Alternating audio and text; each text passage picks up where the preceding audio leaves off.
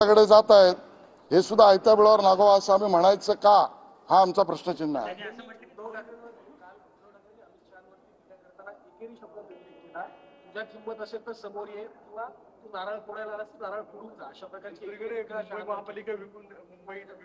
ज्या भाषा आणि जो स्तर उद्धवजींच्या भाषणात दिसतो त्यांना महाराष्ट्राला शर्मेने मान खाली घालावी लागावी अशा पद्धतीची भाषा आहे. टीका जरूर करा, आलोचना जरूर करा, भाषण जरूर करा, नाही घाबरत आम्ही. तुमची भाषा ही तुम्ही महाराष्ट्राला अपमानास्पद वाटावी अशी आहे. एकेरी उल्लेख करणारे हे आता एकटेच राहिले आणि म्हणून दारोदार पळताना उद्धवजी तुम्ही आणि तुमचा पक्ष दिसतोय, एवढंच मी त्या ठिकाणी म्हणेन. परत मराठीचा मुद्दा महापालिका विकू देणार नाही आणि निवडणुका कशा घ्यायच्या, कधी घ्यायच्या ते देखील आम्ही सगळी ही भाषा आहे. हास्यास्पद आहे. चोर मचाए शोर एवढंच मी उद्धवजींना सांगेन. कारण स्वतःच महानगरपालिकेमध्ये खड्ड्यामध्ये कंत्राटदाराकडून मिळवले, तुम्ही सत्तेत असताना रस्त्यामध्ये कंत्राटदाराकडून मिळवले, नाल्यातल्या साफसफाईमध्ये कंत्राटदाराकडून मिळवले, तुम्ही मुंबई महानगरपालिकेच्या प्राणी संग्रहालयापासून उद्यानांपर्यंत सगळीकडे हात मारले आणि त्यामुळे जे आणि ज्यांची कार्यपद्धती भ्रष्टाचाराने परिपूर्ण होती अशा खाणाऱ्या मनोवृत्तीच्या उद्धव ठाकरे गटाच्या भाषणात त्यांनी दुसऱ्याबद्दल बोलावे म्हणजे चोर मचाए शोर.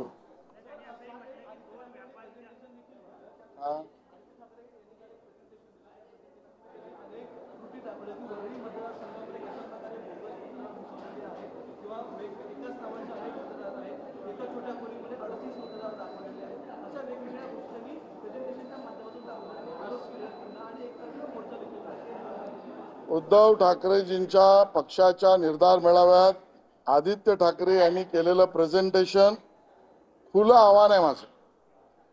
तुमची आकडेवारी समोर घेऊन या आणि सत्य परिस्थिती आम्ही सांगू. जनतेने आदित्यजी तुम्हाला नाकारलं.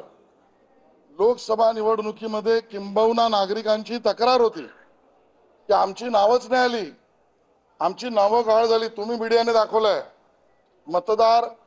मतदान केंद्रापर्यंत गेला पण मतदाराचं नाव नाही. मग तुम्ही ज्या वेळेला मुख्यमंत्री होता त्यावेळेला नावं गाळण्याचा तुम्ही कार्यक्रम केला होतात का? आणि म्हणून लोकसभेत तुम्हाला मिळालेली मतं ही पोटल्या मतांना गाळून तुम्ही मिळवलीत, हा माझा थेट आरोप आहे. आणि म्हणून त्याला खुलं आव्हान आहे, खोटं बोलण्याच्या स्पर्धेत आदित्य ठाकरे यांना आम्ही सार्वजनिक पारितोषिक देऊ.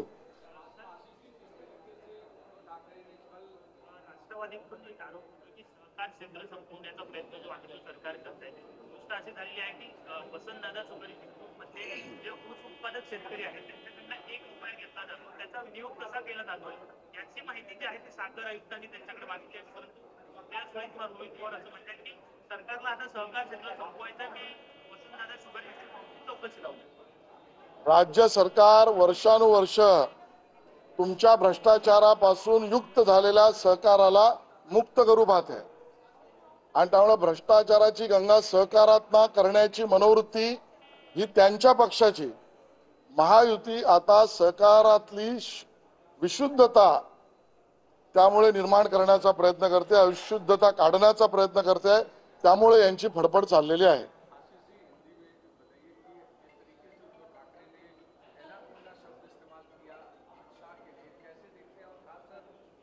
के पहले तो ठाकरे इस तरीके की जो एक्टिविटी